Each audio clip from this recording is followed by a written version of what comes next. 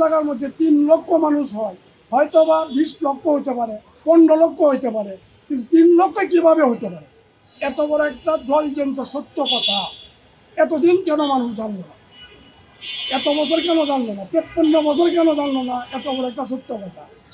পাক হানাদার বাহিনীর হাতে মারা গেছে 30 লক্ষ, আর 30 জন হোক সেটা বাংলাদেশি ছিল। বাট এটা একজন খুনির থেকে এটা শুনতে হবে, এটা জাতির জন্য খুব দুর্ভাগ্য। আমার বাবা একজন বীর মুক্তিযোদ্ধা, আমি বীর মুক্তিযোদ্ধার সন্তান হিসেবে এতটুকু বলতে পারি, একজন খুনির মুখে 3 লক্ষ শহীদ আর 30 লক্ষ শহীদের কথা শুনতে হবে, এটা খুবই দুর্ভাগ্যজনক। জাতির জন্য হতাশা ব্যক্ত করতেছি। 3 লক্ষ মূল্য আমার বাংলাদেশি মারা গিয়েছে, পাক হানাদার বাহিনীর হাতে মারা গেছে 30 লক্ষ, আর 30 জন হোক সেটা বাংলাদেশি ছিল। বাট এটা একজন খুনির থেকে এটা শুনতে হবে, এটা জাতির জন্য খুব দুর্ভাগ্য। মেজর ডালিমকে, সে একজন খুনি পাকিস্তানি চর, উনার দাবি তো আসলে এটা মানবো না। 30 লক্ষই ছিলেন, রাশিয়ার একটা দৈনিক পত্রিকা তৎকালীন আসছিলেন। জি, আর 2 লক্ষ মা বোনের ইজ্জত নিয়েছে পাক হানাদার বাহিনী। আর মুক্তিযোদ্ধা অনেকেই মারা যাচ্ছেন এদেশ থেকে। 8-10 বছর পরে মুক্তিযোদ্ধা পাওয়া যাবে না, জীবিত মুক্তিযোদ্ধাদেরকে পাওয়া যাবে না 10 বছর পরে, এটা বাস্তবতা। আর আমার প্রশ্ন হচ্ছে, মুক্তিযুদ্ধ কি শুধু ডালিম সাহেব একাই করছিলেন? মুক্তিযুদ্ধ তো এই দেশে লক্ষ লক্ষ মানুষ করছিলেন, কিন্তু এখানে স্বাধীনতার পরে তো আরো হাজার হাজার লক্ষ লক্ষ মানুষ জীবিত ছিলেন, মুক্তিযোদ্ধারা ছিলেন। তারা তো কেউ বললো না যে এখানে 30 লক্ষ মানুষ মারা যায় নাই। একজন মানুষ তো বলতে পারত। বাংলাদেশে কি একজন মানুষও ছিলেন না মুক্তিযুদ্ধের পরে? ডালিম সাহেব ছাড়া কি আর কেউ ছিলেন না বাংলাদেশে? তিনি হঠাৎ যে কথাটা বললেন, উনি কিভাবে বললেন, কি দৃষ্টিকোণ থেকে বললেন আমরা জানি না। কারণ এটা আসলে এটা আমাদের স্বাধীনতার ব্যাপার, আমাদের দেশের ব্যাপার, মাতৃভূমির ব্যাপার। এটা আসলে বাংলাদেশের মানুষ আমরা কিভাবে মেনে নিব আমরা নিজেরা বুঝতে পারছি না। কারণ যদি উনি মিথ্যা বলে থাকেন, আমরা মনে করি এই কথাটা ওনার উদ্যোগ করা উচিত। কারণ এখানে স্বাধীনতার বিষয়, কোথায় 30 লক্ষ, কোথায় 3 লক্ষ, হঠাৎ করে সেই কথাটা যে উনি বললেন। আমার প্রশ্ন হচ্ছে, দেশে যদি কেউ এই কথাটা বলার সাহস নাও পেতেন, যদি ওই ধরনের স্বাধীনতা না থাকতো, যে দেশের স্বাধীনতা যুদ্ধে কতজন মানুষ মারা গেছে, সেই সত্য কথাটা বলার সাহস যদি কেউ না পাইতেন, কিন্তু দেশের বাইরে থেকে তো বলতে পারতেন। কিন্তু এর আগে কেন এই বাংলাদেশের একজন মানুষও বলতে পারলেন না আসলে এই দেশে কতজন মানুষ মারা গেছে?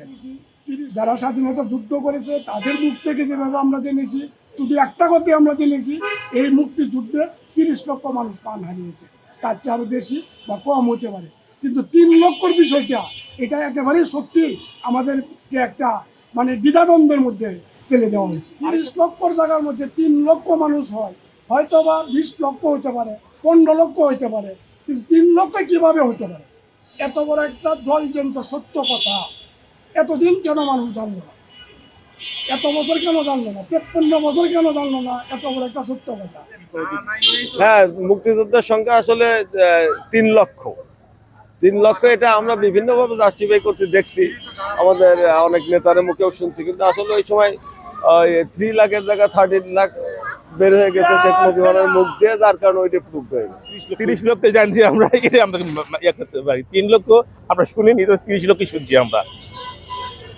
হ্যাঁ, যদি কেউ 3 লক্ষ যদি কেউ বলে থাকে, তাহলে সে ইতিহাস বিকৃতি করতেছে, তাই না? বাবার কাছে শুনছিলাম যে স্বাধীন বাংলাদেশের জনগণে করছে স্বাধীন, এবং নেতৃত্ব দেশে যেমন বঙ্গবন্ধু, তারপর আপনার জিয়া, তারপর তাজউদ্দিন, এরা এগুলো দেশে আর কি নেতৃত্ব দিয়ে স্বাধীন, আর তাদের নেতৃত্বে এই দেশ স্বাধীন হয়েছে আর কি। বাংলাদেশের নাগরিক হিসেবে আমি মনে করি যেই খুনি হোক আর যাই কিছু হোক, তাকে সাধারণভাবে ক্ষমা করা উচিত। তখনকার আমলে কিন্তু এই মানে স্বাধীনতাটা পাইনি, এখন স্বাধীনতাটা পাইছি আর কি, মানুষের কথা বলার স্বাধীনতাটা পাইছি আর কি। আমাদের যে একটা কথা বলার ডাল ভাত অধিকারের সাহস, এই যে আমরা পাইছি, এখন আমাদের এই প্রজন্ম যে ছেলেপেলেরা করছে, হ্যাঁ 24-এর পরে যারা করছে, ওইটা পাই নাই আমরা আর কি, এই এখন পাইছি আর কি স্বাধীনতা। এই যে তাদেরকে আমরা ধন্যবাদ জানাই, এই ছেলেপেলেগুলো, তারা আজীবন যেন এই অবস্থায় থাকতে পারে, এই আমাদের ছেলেপেলেরা এইভাবে যেন থাকতে পারে।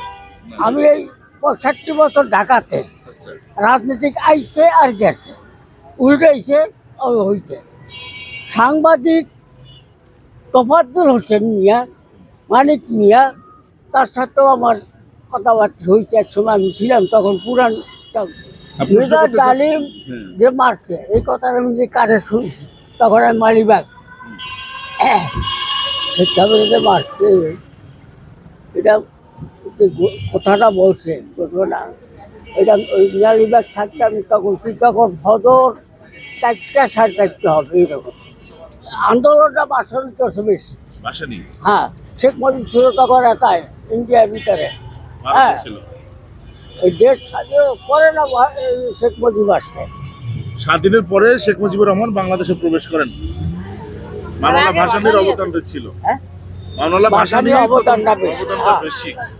আন্দোলনের ভিতরে ভাসানীর আন্দোলন বেশি ছিল, এবং ভাসানী কথা বলতো এমন ভাবে যাকে তাকে ধরাও না যায়।